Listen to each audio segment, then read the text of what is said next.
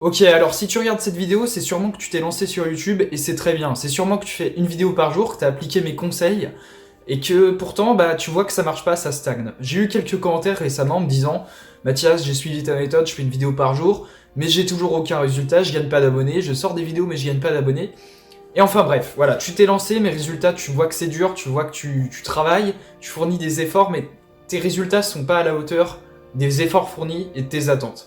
Et donc on va voir pourquoi, je vais te donner mes astuces, mes conseils, je vais te donner plein d'idées en fait, qui vont te permettre de définitivement lancer ta chaîne. Je sais très bien qu'en début c'est jamais facile, je suis passé par là 3 fois, j'ai eu 3 chaînes, mais j'ai toujours avec le temps su tenir des engagements, j'ai toujours su tirer des leçons de mes échecs ou de mes réussites, et je vais te les faire passer à travers cette vidéo. Voilà, je sais que c'est dur, je sais que c'est pas facile quand on débute, et donc je fais cette vidéo aujourd'hui pour t'aider, toi, si tu lances ta chaîne et tu vois que ça décolle pas.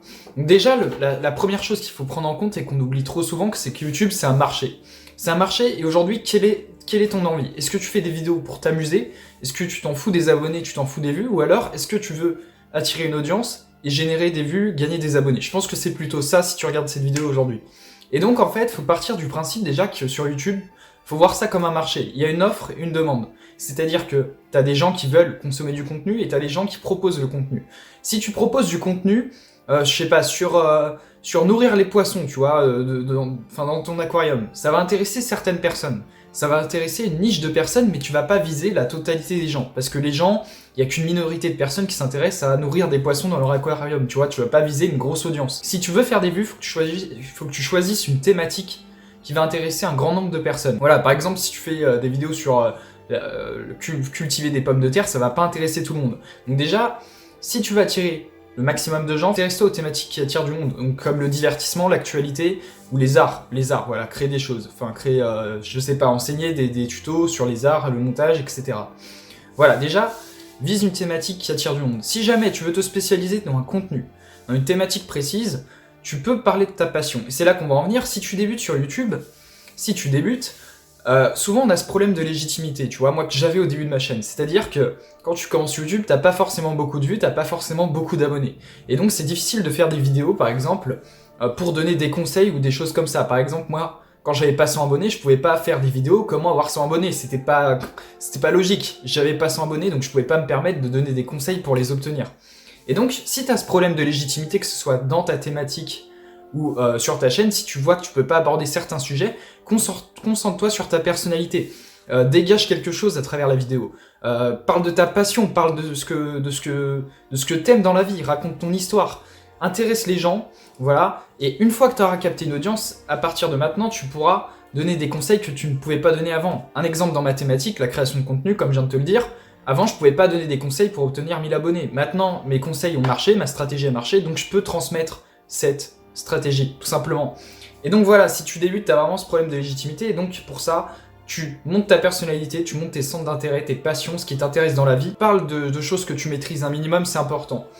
La deuxième idée, c'est que tu dois publier du contenu régulièrement. Donc ça, peut-être que tu le fais déjà, mais après, je vais te dire une chose, je vais être très clair avec toi. Si tu publies du contenu régulièrement pour le plaisir, ou si tu n'as pas d'objectif derrière, si tu n'as pas de sens, ça sert à rien, tu vas abandonner. Pour publier du contenu régulièrement, il faut avoir un objectif sur le long terme. Il faut avoir quelque chose qui te motive à publier du contenu régulièrement. Voilà, et ça implique un contenu avec un minimum de qualité.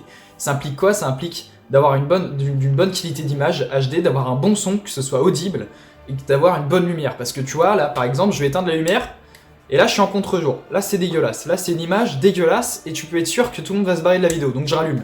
Mais voilà, donc déjà ça implique un minimum sur la forme du contenu, un minimum de qualité. Ensuite, c'est un contenu qui engage, c'est un contenu qui va intéresser les gens, qui va impliquer les gens. C'est un contenu en fait faut pas qu'il soit neutre ton contenu, faut pas que ce soit, par exemple, faut pas que tu parles de ta télé ou j'en sais rien, un truc tout le monde s'en fout. Faut que tu engages la personne qui regarde, faut que tu l'aides, faut que tu apportes de la valeur et ça c'est hyper important. Si tu fais du contenu plat qui n'intéresse personne, tu peux être sûr que les gens vont pas rester, ça va pas les intéresser. Faut que tu apportes de la valeur, faut que tu expliques des solutions aux gens, des tutos, j'en sais rien, à travers des tutos, des explications. Moi aujourd'hui, la valeur que je t'apporte à travers cette vidéo, c'est t'aider à faire décoller, les conseils pour faire décoller ta chaîne, il faut que tu apportes des solutions aux gens, à travers ta thématique, ta passion. Si tu es passionné de voitures, je sais pas, tu montres quels sont tu fais un top 5 des voitures les plus rares aujourd'hui, enfin voilà. Tu vois, tu apportes de la valeur, des connaissances ou des aides pratiques.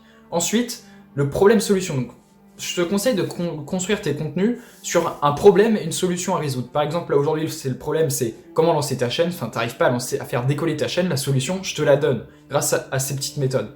Voilà, donc problème-solution, expérience personnelle. Tu racontes une expérience personnelle qui t'est arrivée dans la vie. Quels enseignements t'en as tiré et quels enseignements tu peux donc enseigner à ta communauté pour pas reproduire les erreurs que tu as commises par le passé. Voilà, donc tu as expérience personnelle. Ou alors des tutos. Voilà, t'enseignes comment installer ce logiciel, comment apprendre le montage, comment... Je sais pas, il y a plein de sortes de tutos.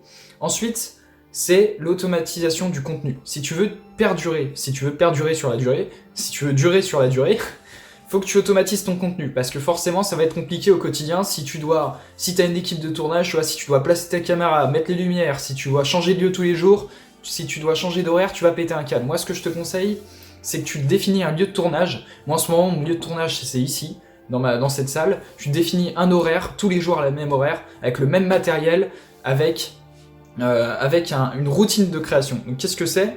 Une routine de production, je veux dire. Donc, qu'est-ce que c'est? C'est que une routine de production, c'est ce que je viens de te dire, ça implique le lieu du tournage, l'heure du tournage, et j'ai noté quoi? Et le matériel, toujours le même matériel. Toujours le même matériel. Et aussi... ça implique de créer tes vidéos à l'avance, de les réfléchir. Moi, ce que je fais, c'est que je m'instaure une routine le soir où j'écris ma vidéo pour le lendemain.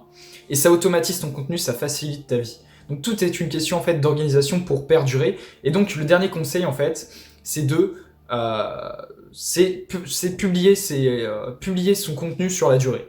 En fait, ce qui va faire la différence entre quelqu'un qui fait du contenu tous les jours et quelqu'un qui fait du contenu de temps en temps, c'est que le contenu quotidien va permettre de créer un effet cumulé. Donc un effet cumulé, c'est que par des petites actions quotidiennes, tu obtiens des résultats sur le long terme. Ça va décupler ta productivité et le but, c'est de passer de 80% de travail pour 20% de résultats à 20% de travail pour 80% de résultats. Et ça, tu peux obtenir cette équation qu'à travers une publication quotidienne, qu'à travers des petites tâches quotidiennes que tu vas faire sur la durée, et tu vas voir que ça va faire exploser ta productivité et tes résultats. Donc voilà les conseils que je peux te donner aujourd'hui. Si t'as pas de thématique, je t'invite vraiment à trouver une thématique, à trouver un sujet qui t'intéresse, qui intéresse toi d'abord parce que tu le fais pour toi, et une thématique qui va pouvoir intéresser des personnes.